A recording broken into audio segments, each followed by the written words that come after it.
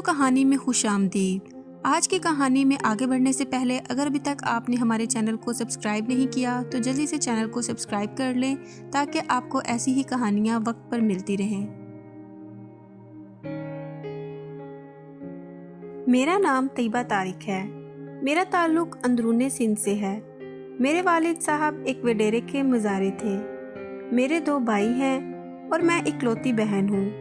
ہم سارا خاندان مل کر محنت کرتے تھے، تب جا کر گھر میں 3 وقت کی روٹی اور زمین کا ٹھیکہ ادا کر پاتے تھے۔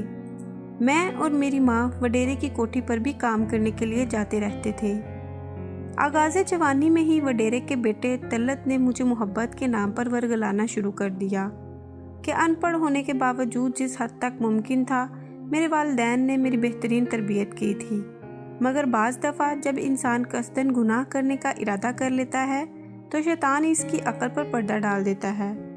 میرے ساتھ بھی کچھ ایسا ہی ہوا۔ جب وڈیرے کے بیٹے نے مجھے ورگلانا شروع کیا تو پہلے پہل میں اس بہکاوے میں نہ آئی، ہر ممکن اس سے کتراتی رہی، مگر میرے نفس میں بھی چور تھا، مجھے بھی گناہ لذت سے آشنا ہونا تھا، لہٰذا آہستہ آہستہ بات منہ زبانی سے ہوتی ہوئی ایک دوسرے کو چھونے تک پہنچی۔ اسی دوران وڈیرے کے گھر میں کام کرنے والی دوسری عورت نے مجھے وڈیرے کے بیٹے طلعت کے ساتھ دیکھ لیا۔ یوں بات حویلی سے باہر نکلتے ہی آہستہ آہستہ پورے گاؤں میں پھیل گئی اور سب سے آخر میں میرے گھر بھی پہنچ گئی۔ میرے والدین نے مجھ سے اس بات کے متعلق حقیقت جاننا چاہی تو میں صاف مکر گئی۔ مجھے حویلی کی اس نوکرانی کے روبرو لایا گیا جس نے مجھے اپنی آنکھوں سے دیکھا تھا۔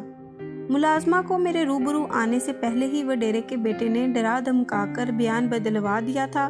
یوں میرے گناہ پر پردہ ڈل گیا، مگر اتنی بڑی اور واضح نصیحت کے باوجود بھی میں نے کوئی عبرت نہ پکڑی اور میرے سچا ثابت ہو جانے پر میرے گھر والے بھی مجھ سے نظریں چرا کر پھرنے لگے۔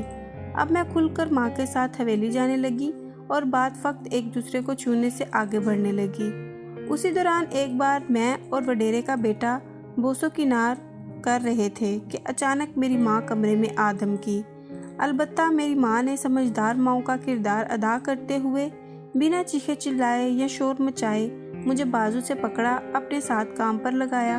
جب سے میری ماں نے مجھے وڈیرے کے بیٹے کے ساتھ اس حالت میں دیکھا تھا، میری ماں کے آنسو نہیں رک رہے تھے۔ میری ماں نے بہتے ہوئے آنسوؤں کے ساتھ حویلی میں کام ختم کیا اور مجھے لے کر گھر آ گئی۔ میری زندگی میں وہ پہلا دن تھا جب میری ماں نے مجھے اتنا مارا جتنا وہ مار سکتی تھی۔ البتہ میری ماں نے ماں ہونے کا حق ادا کرتے ہوئے یہ بات میرے بھائیوں سے چھپا لی، مگر چونکہ مجھ پر حویلی میں کام کے لیے جانے کی پابندی لگ گئی تھی تو گاؤں میں چہ مگوئیاں ہونے لگیں۔ پھر حویلی میں سے ہی کسی نے اس بات کی تصدیق کر دی تو اب بات پورے گاؤں میں جنگل میں آگ کی طرح پھیل گئی۔ میرے والد صاحب کو حقیقت کا علم ہو چکا تھا، مگر میرے بھائیوں کو اس بات کا یقین دلایا گیا کہ یہ سب جھوٹ ہے تاکہ وہ طیش میں آ کر کوئی اور قدم نہ اٹھا دیں۔ میرے لیے کوئی مناسب بر تلاش کیا جانے لگا، مگر میرے کردار پر لگے داغ کی وجہ سے کوئی بھی مجھے قبول کرنے کو تیار نہیں تھا۔ میری ماں نے منت سماجت کر کے اپنی بہن یعنی میری خالہ کو راضی کر لیا کہ خالہ اپنے بیٹے کے لیے میرا ہاتھ مانگے۔ میری خالہ آنکھوں سے محروم تھی، مگر پھر بھی اپنی بہن پر چھائے دکھوں کے بادل دیکھ اور سمجھ سکتی تھی، لہٰذا میری خالہ نے مجھے اپنے بیٹے کے لیے مانگ لیا۔ میں شادی کر کے رخصت ہو کر خالہ کے گھر چلی گئی۔ میرا خالہ زاد الطاف کراچی میں کسی کوٹھی پر سیکیورٹی گارڈ تھا۔ وہ مہینے میں 1 آدھ بار ہی گھر آتا تھا۔ گھر میں سارا دن میں اور خالہ ہی رہتے تھے۔ شادی کے 1.5 سال بعد میں نے ایک بیٹی کو جنم دیا اور بیٹی کو جنم دینے کے بعد میں دوبارہ کبھی ماں نہ بن سکی۔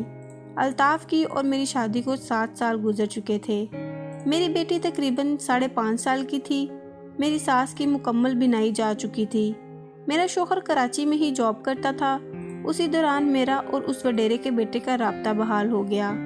اس نے مجھ سے شادی کی خواہش کا اظہار کیا اور مجھے اپنی محبت کا یقین دلایا۔ اس نے مجھے بچی سمیت قبول کرنے کی حامی بھر لی۔ اب الطاف سے جان چھڑانے کا مسئلہ تھا۔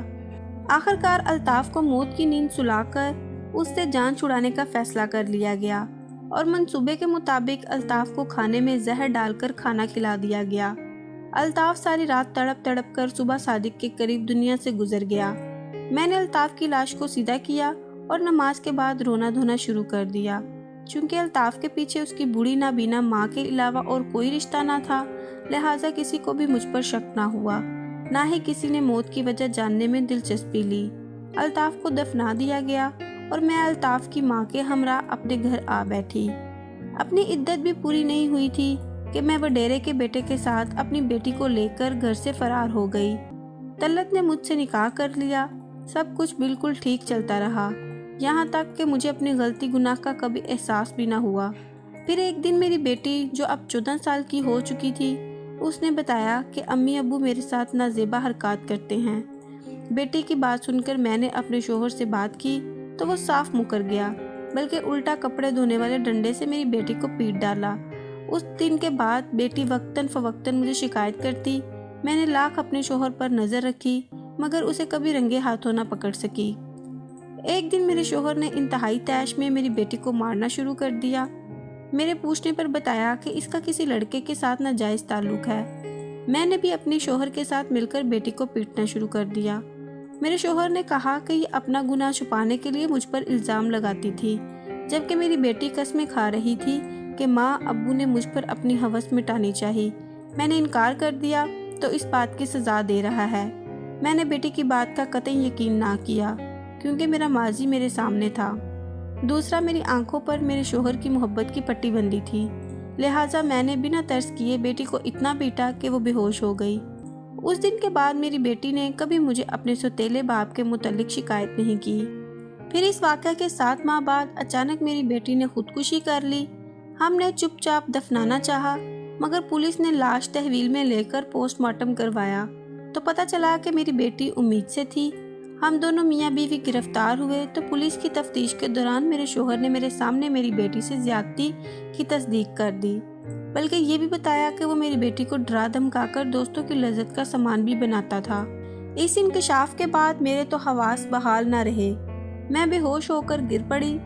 3 دن بعد ہوش میں آئی۔ پولیس نے مجھے بے قصور قرار دے کر بری کر دیا، جبکہ مجھے بتایا کہ میری بیٹی نے خودکشی نہیں کی بلکہ میرے محبوب شوہر نے میری بیٹی کے سوتیلے باپ اس وڈیرے کے بیٹے نے اپنا گناہ چھپانے کے لیے میری بیٹی کو زندہ جلا دیا ہے۔ میرا شوہر آج جیل میں اپنی سزا بھگت رہا ہے۔ میرے والدین اور خالہ گزر چکے ہیں۔ میرے بھائی گاؤں چھوڑ کر چلے گئے، جبکہ میں بیٹی کے غم اور گناہوں پر پچھتاتے ہوئے رو رو کر نابینا ہو چکی۔ میں نے پولیس کے سامنے الطاف کے قتل کا اقرار کیا مگر انہوں نے بجائے مجھے گرفتار کرنے کے کہا کہ تیرے لیے جو سزا اللہ نے چن لی وہی کافی ہے۔ آج میری آنکھوں کی بینائی جا چکی ہے۔ میری سب سے بڑی خواہش فقط ایک بار سب رشتوں سے ہاتھ جوڑ کر معافی مانگنا اور ایک نظر اس دنیا کو دیکھنا ہے، مگر میری خواہش پوری ہونا ناممکن ہے۔ میں اس وقت کراچی کے ایک فلاحی ادارے میں رہائش پذیر ہوں جہاں مجھے بہترین کھانا اور رہائش مل رہا ہے، مگر میں جب بھی چلتے ہوئے ٹھوکر کھا کر منہ کے بل گرتی ہوں تو مجھے خیال آتا ہے جب میری نابینا خالہ اپنے جوان بیٹے کو ملنے اس کی قبر پر جاتی ہوگی تو ایسے ہی ٹھوکر کھا کر گرتی ہوگی۔